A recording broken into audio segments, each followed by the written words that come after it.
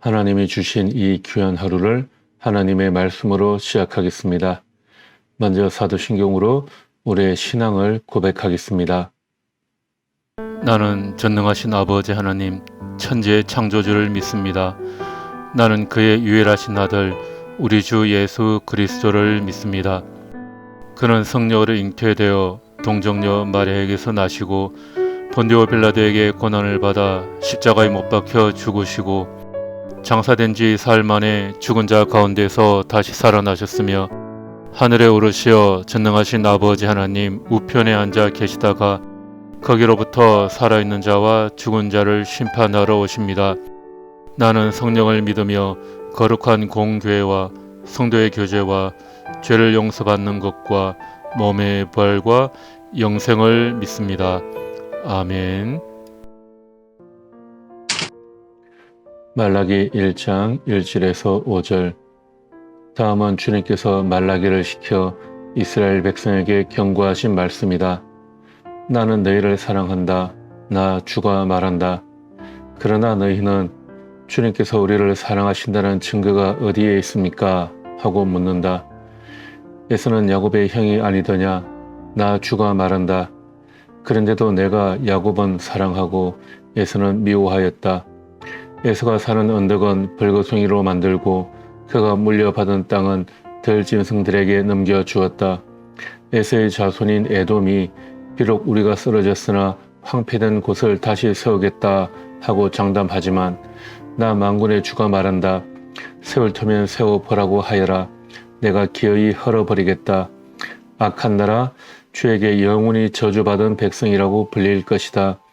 내가 이것을 직접 보고 주님은 이스라엘 나라 밖에서도 높임을 받으신다 하고 고백할 것이다. 아멘. 오늘 읽을 말씀은 말라기서입니다. 말라기서는 구약의 마지막 책입니다. 단지 순서만으로 뿐만이 아니라 시간적으로도 마지막 책에 해당합니다. 말라기는 구약의 마지막이다. 그래서 말라기가 아닙니다. 끝 말자를 쓰는 게 아니에요. 말라기는 나의 메신저라는 뜻의 예언자의 이름입니다. 하나님의 메신저였던 말라기가 바벨론 포로에서 귀환한 후인 포로 후기 때 이스라엘 백성들에게 외친 하나님의 말씀입니다. 이 말씀은 포로 후기에 공동체의 구심점이 되었던 성전은 재건되었으나 그들의 신앙은 여전히 회복되지 않고 오히려 세상의 욕심과 흐름에 따라 흘러가던 이스라엘 백성들에게 신앙의 회복을 외치는 그런 말씀이었습니다. 본문 1절에 이렇게 시작하고 있습니다. 주님께서 말라기를 시켜 이스라엘 백성에게 경고하신 말씀이다. 말라기는 이스라엘에 대한 경고의 말씀입니다. 이 말 가운데 우리는 말라기의 말씀의 대상이 되는 이스라엘의 그 모습을 짐작할 수가 있습니다.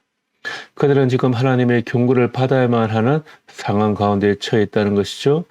하나님의 백성임에도 불구하고 포로성을에서 돌아와서 성전을 재건하고 다시금 하나님 앞에 온전히 헌신하기를 바랐지만 그들의 삶은 여전히 하나님의 백성답지 않았습니다. 하나님의 택함을 받은 백성들이었지만 그들의 삶과 신앙은 전혀 하나님의 말씀에 순종하지 않고 있는 겁니다. 말라기서는 하나님과 이스라엘 백성들이 대화하는 형식을 취하고 있습니다. 그래서 하나님께서 내가 너희에게 이렇게 말한다 이야기를 하면 이스라엘 백성들이 다시 응답을 하는 그런 형태로 되어 있습니다. 하나님은 나는 너희를 사랑한다. 먼저 이렇게 말씀하십니다. 하나님의 모든 행위의 동기는 사랑입니다. 그런데 백성들은 그 사랑에 어떻게 보답할까? 이렇게 말하기보다 도리어 하나님에게 반문합니다. 주께서 우리를 사랑하신다는 증거가 어디에 있습니까? 주께서 우리를 어떻게 사랑하셨습니까? 이렇게 묻는 거죠. 우리는 비록 포로에서 돌아왔지만 여전히 빈곤에 허덕이고 우리의 땅은 여전히 초토화되어 있습니다. 사방을 둘러보니 하나님의 사랑을 모르겠습니다. 이렇게 말하고 있는 거죠. 참 얄미운 대답입니다. 사랑하는 사람이 헤어지자고 하면서 지금까지 당신이 나를 어떻게 사랑했느냐 이렇게 묻는다면 뭐라 답할 수 있겠습니까? 야, 내가 너한테 데이트 비용 내주고 선물 사주고 이거 해주고 저거 해주고 기타 등등 아무리 말해도 소용이 없습니다. 하나님도 이스라엘 백성에 대해서 그런 마음을 느끼셨을 것 같아요. 하나님은 이스라엘 백성에게 또 말합니다. 아들은 아버지를 공경하고 종은 제 주인을 두려워하는 법인데 내가 너희 아버지라고 해서 너희가 나를 공경하기라도 하였느냐? 하나님은 우리의 아버지이시고 주님이시고 우리는 그분의 자녀요 종입니다. 그러므로 우리는 당연히 하나님을 공경하고 두려워해야 합니다. 그런데 백성들은 그렇게 하지 않았습니다. 오히려 우리가 언제 주님의 이름을 멸시하였습니까? 이렇게 되묻습니다. 그들은 자신을 살피는 일에 소홀해서 자신의 행위가 얼마나 지금 악한지 제대로 알지도 못했습니다. 그들은 하나님의 말씀을 무시하였기 때문에 자신들의 행동에 아무 문제가 없다고 생각을 합니다. 하나님과의 친밀감이 없고 말씀을 여기고 있기 때문에 그들의 영이 둔감해져서 분별력과 판단력이 떨어진 겁니다. 우리의 신앙생활도 그렇습니다. 우리가 하나님의 말씀을 가까이 하지 않고 하나님과 멀어지면 우리의 영이 둔감해져서 우리가 무엇을 잘못해도 무엇을 잘못하고 있는지 전혀 깨달을 수가 없게 되는 거죠. 그래서 그들은 하나님께 예물을 드릴 때 흠이 있는 것과 눈먼 것, 저는 것, 병든 것을 드리면서도 아무 문제가 없다고 생각하였습니다. 영적 감각이 둔해져서 살아계신 하나님을 체험하지 못하고 그냥 의식적이고 형식적인 예배만을 드렸던 거죠. 하나님을 경외하는 마음이 전혀 없었습니다. 하나님은 너희는 말로 나 주를 괴롭혔다 이렇게 또 말씀하십니다.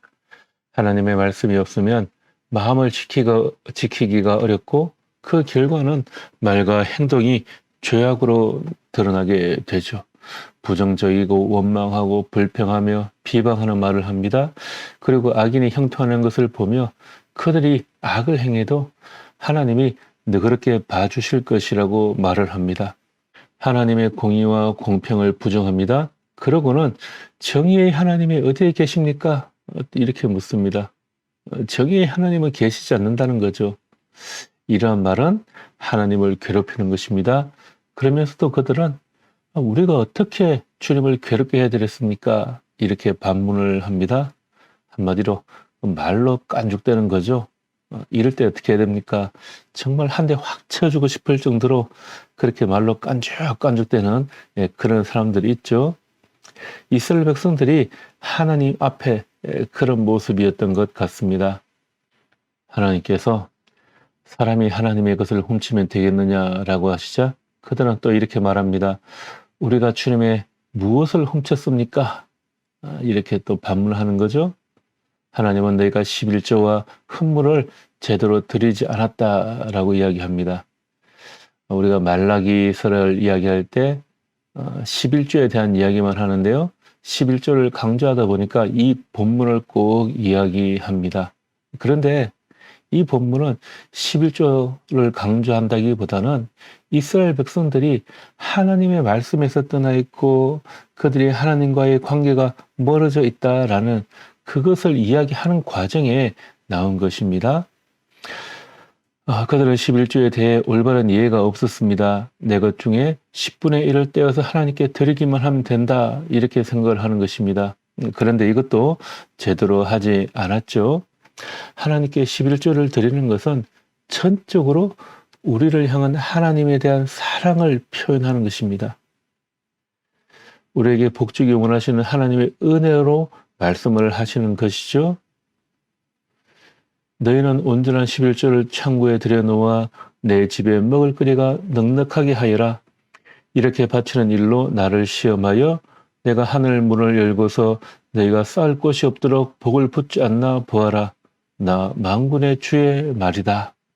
11조는 하나님께서 우리에게 복 주시기 위한 축복의 마중물과 같은 것입니다. 예, 하나님께서는 또 말씀하십니다. 너희가 불손한 발로 나를 거역하였다. 그러니까 이스라엘 백성들은 우리가 무슨 말을 하였기에 주님을 거역하였다고 하십니까? 이런 깐족임에도 하나님은 끝까지 그들을 사랑하신다는 것을 말씀해 주십니다. 그리고 메시아를 보내주실 것임을 약속하죠. 아마 이스라엘 백성들의 이러한 깐족임에 하나님께서 하신 말씀이 없으셨던지 말라기 이후 이스라엘 백성을 향한 하나님의 말씀이 끊어집니다. 그리고 400년 후에 예수님이 오심으로 말미암아 이 말라기의 예언이 성취가 되는 것을 우리가 보게 됩니다.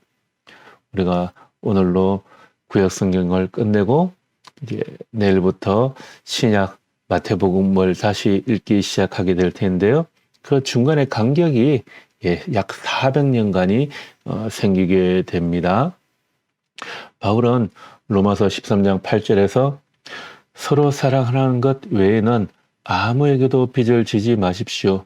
남을 사랑하는 사람은 율법을 다 이룬 것입니다. 이렇게 말씀하고 있습니다.